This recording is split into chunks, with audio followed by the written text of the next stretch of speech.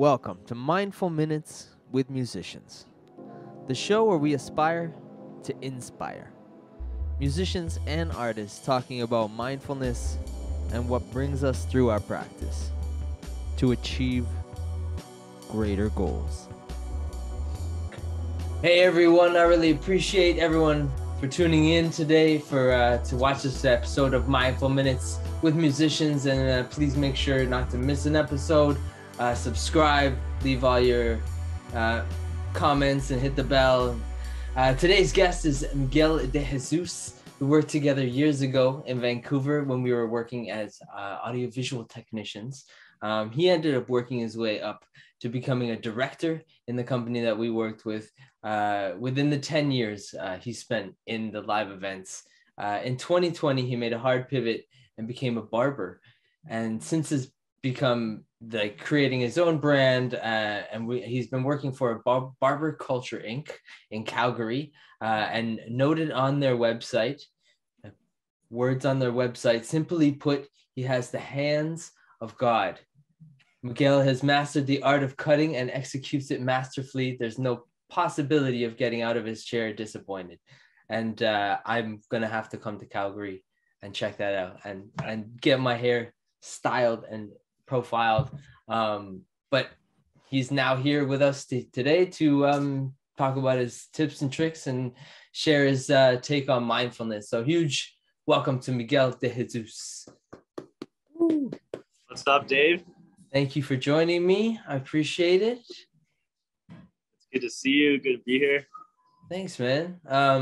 Yeah, I guess we'll start it off. Like, how have you been, man? How are you doing? I'm doing good, man. It's been a crazy ride for everybody, I guess. Yeah.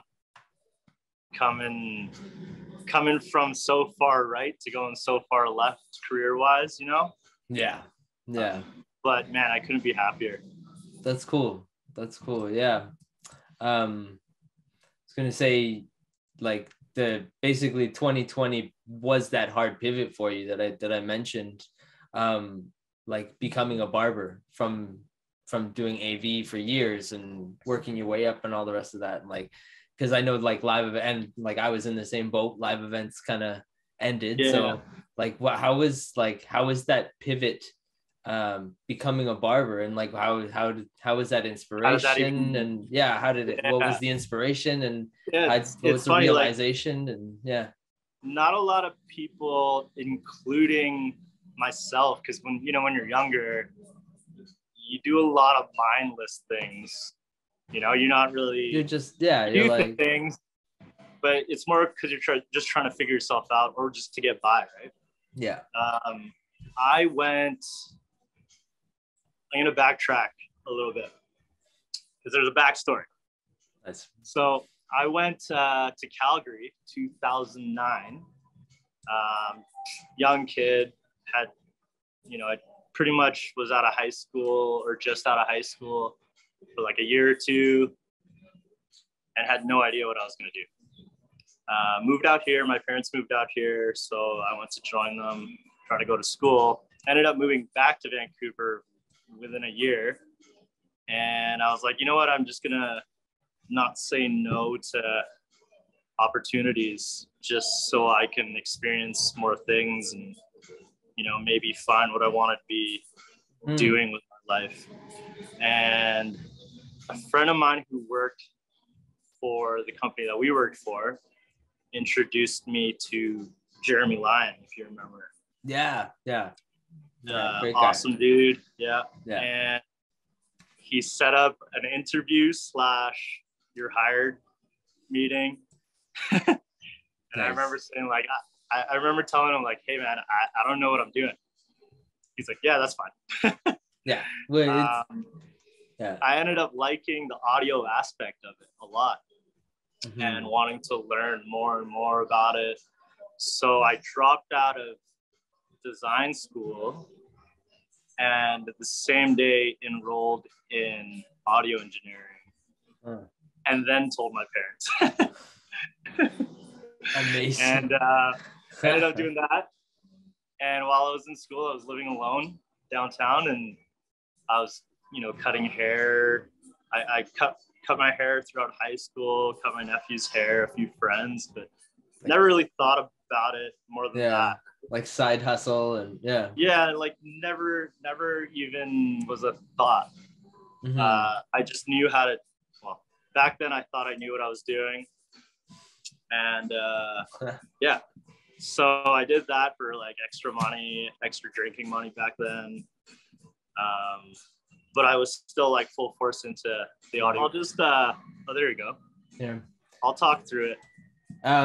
Yeah. So I, like the audio world was, it was the first thing I got career-wise that I was like, oh, this could actually lead into something, especially with the structure of that company we were working with, right?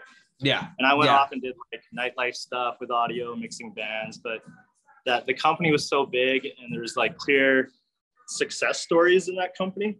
Yeah, there was like movement and stuff like that. Yeah, where you could at the time, you could actually make a living. Yeah. Right. And set goals. Sure. So that was my main focus. And within 5 years, I think I was a director. And then you want more, right? You want more and more and more. Climb the corporate ladder, and I kind of lost. Like it wasn't what I was in for. The money was great. Obviously, I had a couple kids and a stepson, so making a living was the main priority. But I quickly realized like I was kind of like work was becoming my identity, profit and loss reports, and it moved away from being a tech to being the business, you're business guy. Right? You're in the business end of things. Wearing a suit every day. From the point, it's like you kind of lose who you are, and then everyone else, if you're unhappy with yourself, everyone else gets that version of you. Well, you get caught up in that in that like that bustle or that hustle, like that was, I got caught up in the same thing. So it's like the law of attraction, if you've ever read Secret. Oh yeah. What you surround yourself is what you become, right? Yeah. I don't like that book, but the concept is really good. The concept makes a lot of sense, right? The book's a little It's funny because I've heard that like that concept in so many different forms of like just like basically like forming your thoughts and creating the outcome that you want. Do you believe in manifestation? For sure. It's I mean, speaking things into existence is one thing, but obviously speaking it should be the catalyst to the action.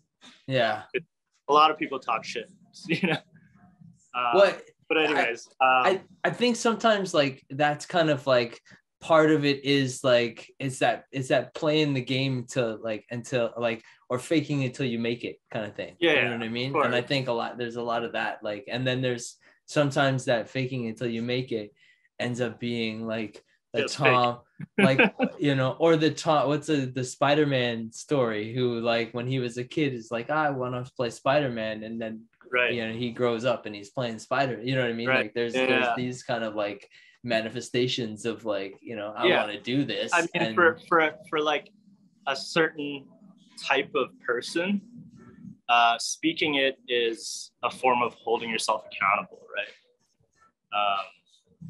And then there's another type of person where it's just where you're just like, I'm the best. But anyways, so I moved into that, and like the last few years of moving up and up and up, that's kind of the person I became, and I was like unaware of it because of how Vancouver is. Like you could just kind of get caught up, and it's so busy, and you just have to keep working. But then I moved. My wife and I decided, let's go to Calgary, right? She was working for ICBC, pretty good company. She was getting paid really well. I was getting paid really well. We both quit our corporate jobs like cold turkey, and she was growing her own business, and it ended up being her full-time thing. Nice. And then when I moved here, I actually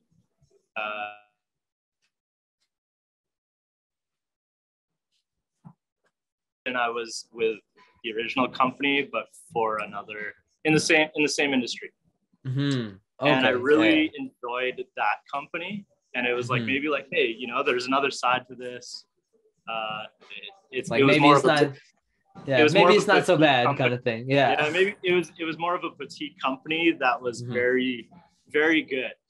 But then COVID happened, and no one had jobs in the event industry, and no one saw in the foreseeable future of how long this would be, right? Yeah. And you know, I quickly thought about like, you know, how are we gonna do this? You know, COVID made your life swerve. Yeah. So some people swerved with it, and some people didn't. Yeah. Right? That was like my thought process was that it's like, if you're not going to swerve with it, then this experience is going to be a lot shittier. Yeah, it's gonna be like it was shitty, and it still is ongoing. But the bow that doesn't bend breaks kind of thing. Right. Yeah. So my stepson, I had him living full time with me since he was 5. He's 14 now, and I was cutting his hair. I had no idea what I was doing, but it got better every time, and it kind of kept that little like spark of barbering, you know, there. Yeah. The pilot light, you know. Yeah. And when COVID happened, I was like, you know what? I'm gonna try this. My wife was like, you know how to cut hair. Like, you've been cutting Jay's hair since he was 5. Yeah. And our 2 little boys too. I gave them all their haircuts. Nice. And she's like, just try it. I was like, okay. So I bought a chair, set up a little barber shop in our basement. Nice. And, you know, started bringing friends over. Yeah. Cutting my boys, cutting my nephews. And when I felt like I was decent and took some photos, I went on Google, wrote down a bunch of shops in the city. And I had one page full of shops, and I sent my photos and, you know, hey, are you willing to take on an apprentice? This is like maybe 4 months into me just cutting at home. Yeah. And then this shop I'm at now was, in my opinion, not even knowing about anything, was the best shop in the city. Like, I put this on a whole separate page. It's like first top of the list. Yeah. Literally, it had its own list. One day I was like, you know what? Fuck it. I'm just gonna email the owner with my photos and see what happens. Yeah. He was like, yeah, no, sorry, we're not hiring. Good luck. He's like, your photos look great, you know. Yeah. But it's COVID, right? I was like, okay, that's cool. One shop actually brought me on, and it was out of Calgary. It was in Airdrie, like north of Calgary. Okay. I drove there, did a test cut. He's like, okay, cool. You need a lot of work, but I'll bring you on. I hated it. It's just, it was like a smaller town. Yeah. You know, doing a lot of travel and stuff back and forth. Dude, just, you know, and just the type of haircuts wasn't what I wanted to be doing. I didn't think I was learning anything. So that's another thing. Like, as you get older, you learn that, like, there's no shame in just stopping what you're doing. If you've given it an honest try, you realize how much time you don't have. Yeah. Right. And that's, you know, you always say like a young kid who quits a job that fast. Like, there was literally like 2 weeks. Nice. And you're always like, oh, that's really immature, right? They don't want to work at it. But yeah, no, it's when probably you get older, opposite. You're like, you know what? I don't have time for this. It's not what I'm looking for. I'm going to find it somewhere else. Right. There's no shame in that. Yeah.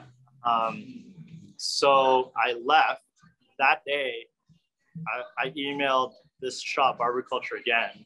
And the owner, James, was like, hey, yeah, we're hiring now. Oh, So sick. Yeah. come in, bring a model in, do a test cut. And I did that. And he was like, yeah, you can come. Nice. Come train. You're going to be doing free cuts. You're responsible for bringing the models in. And at this point, I'm unemployed, right? Like the event industry is like.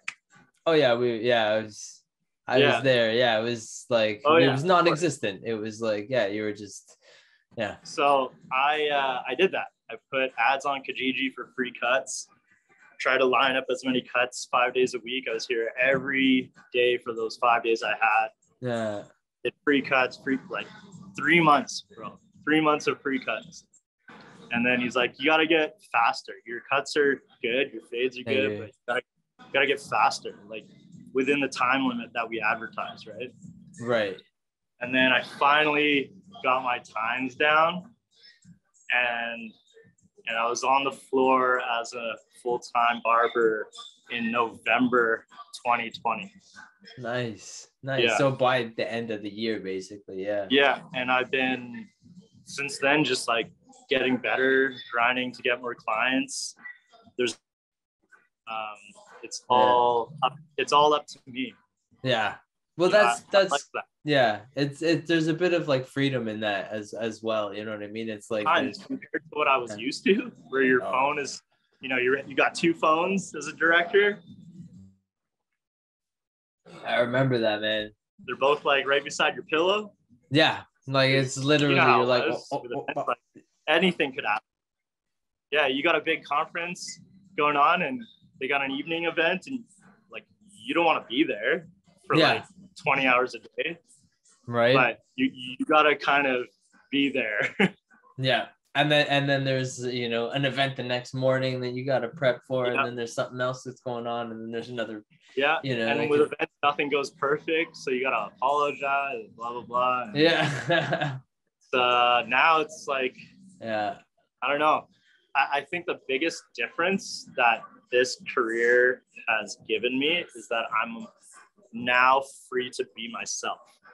I don't have to butter myself up for this person and then throw some salt on myself for the next person. And that's that's probably the biggest contribution to the happiness that I have now. Yeah. It makes a difference, man, when you're just like, instead of being caught up in a whole lot of other people's kind of drama in a way, you know what I mean? Like, and never really putting yourself first, Yeah. It's important, right? It is important, man. It's funny how like you take that for granted and you're like, you're always taught like since day one, like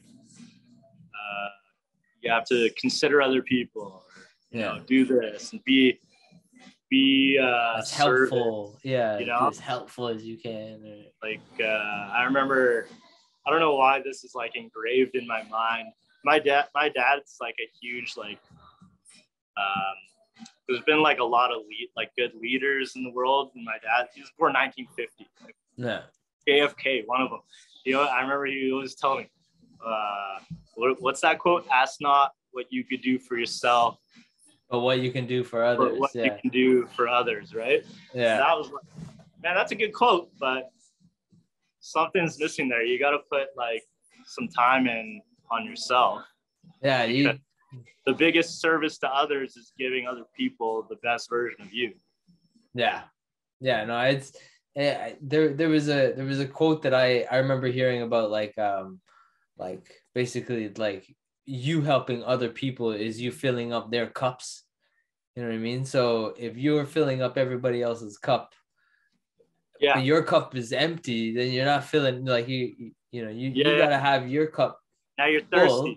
You know what I mean? You have to have your cup full before you can start filling other people's cups. That's right. So it's I remember that being a big cool thing. So yeah. But I guess it leads to the next kind of question is like the pandemic at the beginning compared to the pandemic now at this point, like it's been going for a while, like you know, right now the effects, I guess they're like things are going a lot better as far like now that you've kind of chosen this path and stuff like that, right? Like I guess like how do you feel like as far as like the levels of creativity prior and to now, like, you know what I mean, like as far as like, you know what I mean, like I mean, you knew me when I was a tech, and then so you kind of knew I was like always pretty creative. Yeah. At least like if I didn't exert it in some physical form, but the thoughts were. Well, the thing is there was a certain level of creativity allowed in what we were doing, as far as like in a work sense, right? Like there wasn't like, a whole lot of creativity. Yeah, as far as like as far as like how to set things up, or you know, like this type of things, like troubleshooting and stuff like it's that. It's more like logistics. Yeah. But like I was growing up sketching and doing all this stuff. Like my dad used to bring from the office a stack of like used fax paper. Yeah. And that was like my toys. here's paper, go draw. But with the career change, I'm now I'm doing something creative for a living. Yeah. And now I have like way more time to think about other creative projects that I want to do. And I have time to do something like this, you know? Yeah. And I which I appreciate. I just have time to think about things. And that's obviously where your creativity starts, right? Allowing for that time, you know what I mean? Yeah. And like, and I get like just working as a barber, it is a form of art, in my opinion. Oh, absolutely, man. There's, you know, there's a level of all shapes like, and shades. Yeah, hand-eye coordination, and you know, as far as like, you know what I mean, like there's a definite like art to it, you know what I mean, like, and it seems like it's something that like, even though you not consciously knew that, like you kind of like unconscious or subconsciously kind of like had that skill within you, kind of thing, prior to you just have to wake it up, I guess. Yeah. I mean, I guess in a sense, like for like sparking creativity, I think the fact that I'm in this culture now,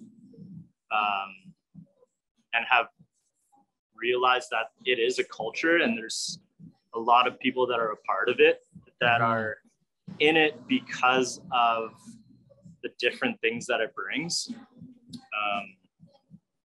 You know, just an exertion of creativity, and seeing like what all these other people that are in this industry do outside of barbering or with barbering, that it's kind of, you know, developed into. Yeah. People are into clothing design or tattooing. Tattoo culture and barbering kind of go hand in hand for some reason. Well, it's a working with the hands, I imagine. There's something about like, you know, like the hands and this the interaction between the human body and stuff. They're both kind of this very old trade, right? Yeah. I think that's the spark, is being around more people, even if I don't like literally know them in person. Instagram and all these other platforms, right? Of like connections, like it just makes you think like, where can I take this? What it's almost like this is just the delta to other streams. Yeah, totally. And it's funny because it's also something that you can kind of take anywhere and do anywhere, and like there is no kind of like, as far as like language barriers or any kind of barriers, you know what I mean? No, Like, show me a picture. yeah, what do you want? All right, boom, like, let's do it. Like, yeah, I think that's kind of the artistry in that as well, right? So it's yeah. Yeah, so I guess it kind of like leads to, as far as like creativity and like getting yourself into a creative state and stuff like that. Like what kind of things would you say that like lead you into a productive or positive like mind space in order to like spark this creativity kind of stuff? Right. Sorry, you cut out a bit. Like you were asking, how do I get into? Yeah, like what kind of things get you in a more creative or like, you know, positive or, you know, productive mind space? Positive mind space. I like to take some time to myself because those times come far and few. Mm-hmm. Like I'm never fully by myself. Like my wife runs her business from home. Mm-hmm. And because we have like childcare and help, she has some time literally to herself, which wasn't always the case. That's kind of a recent thing. But for me, like I go to work, I'm talking to people all day, even before barbering. And then I get home and then I'm around people, well, not just people, my family. Yeah. And, you know, but I have to contribute myself to that, to being present there. Right. Yeah. So honestly, just taking like a drive, Mm-hmm. you know, I do that maybe once a week, twice a week, just go for a drive at night. Yeah. And then come back. But that's more like, how do I, just getting silence almost helps you. Yeah. Get back to zero, you know? It's like, there's almost like a bit of kind of meditation in that, you know, like, yeah, I guess I never thought of it that way. It's almost like an active meditation, if you will. Like you're actively driving, but you're not actually thinking, right? You know, you're kind of clearing your thoughts, yeah, you know, as you're concentrating on, you know, you're driving or, you know, right. whatever. But like, there's a bit of like, you know, and then like on the other end, that's like one end where it's like, I need to be just away from everything. Yeah. And there's the other end where I'm like, I need to be around people. Yeah. Right. Cause like, yeah, I don't know, that sparks something too, right? Like you know, there's a lot of pretty cool people out there, a lot of creative people, you know, a big reason why I liked doing events, not just corporate, but especially the nightlife events, the shows, right? Yeah. Because I get around that atmosphere. There's buzz to that. Those times come far and few too. Yeah. you know, where I'm able to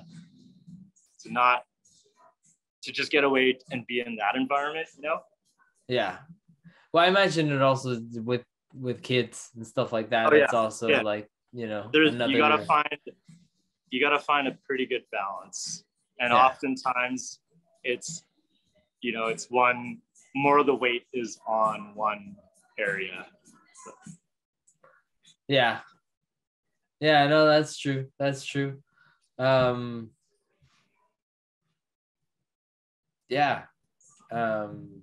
I guess this leads to kind of like any tips or tricks to get yourself in a mindful state. You know what I mean? Is there anything like you mentioned you're driving and stuff like that? Like as far as like, is there anything that like anything else that's I think for people in general, they need to have one thing, at least one thing that's just for them. You know? Just something that you do that's just for you. Yeah. That you're doing It doesn't have to be twice a week or once a week, but maybe once every other week. Well, it depends on the person, right? Yeah.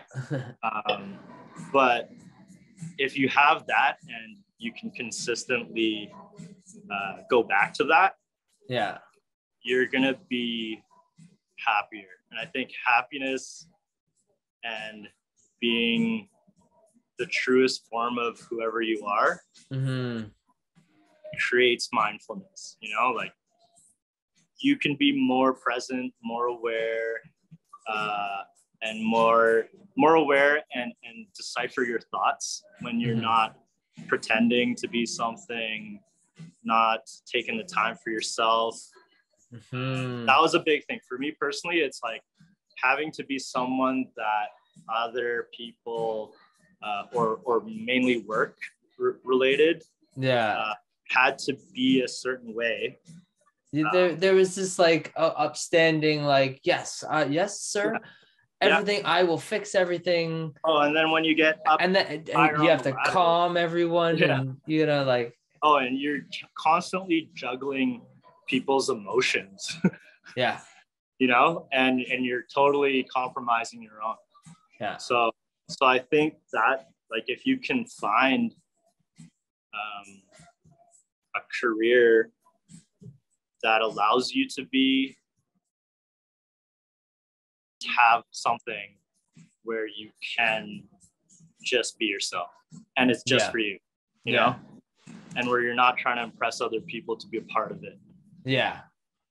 No, it's true. It's true, man. It's like, it's funny because sometimes we're told like it's not good to be selfish and stuff like that. But sometimes there is a moment you have to be selfish in order to, like, at least kind of get yourself. It's like the same thing. It's not good to be angry.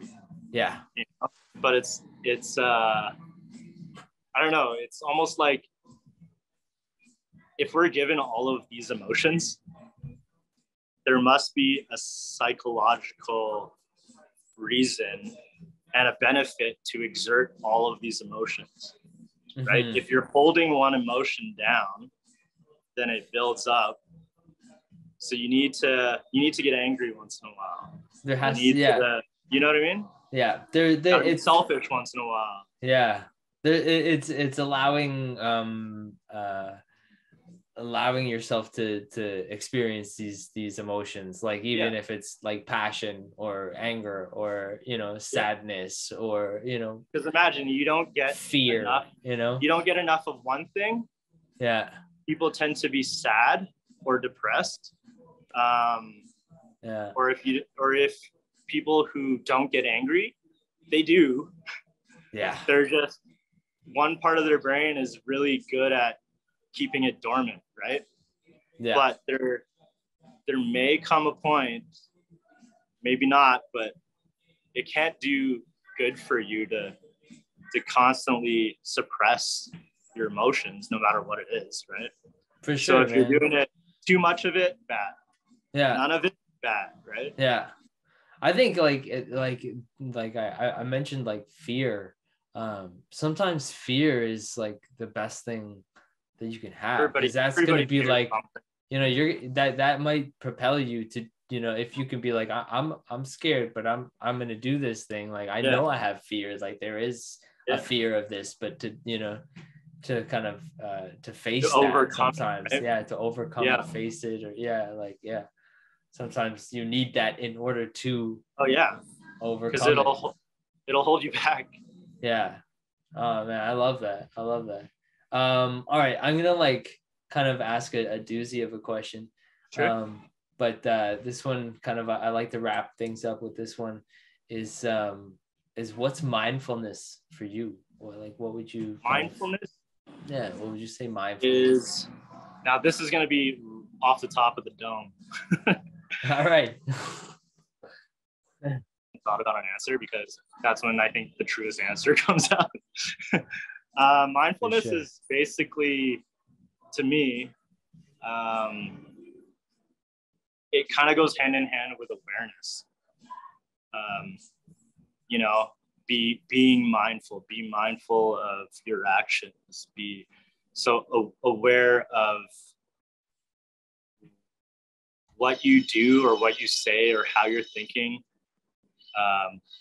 Be aware of what ripples from that.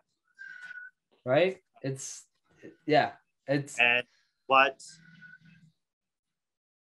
you know, it's like seeing a couple steps ahead at the very least, even one step ahead, you know, just being mindful of like, you know, if I do this or if I say this, how does it affect not even just other people?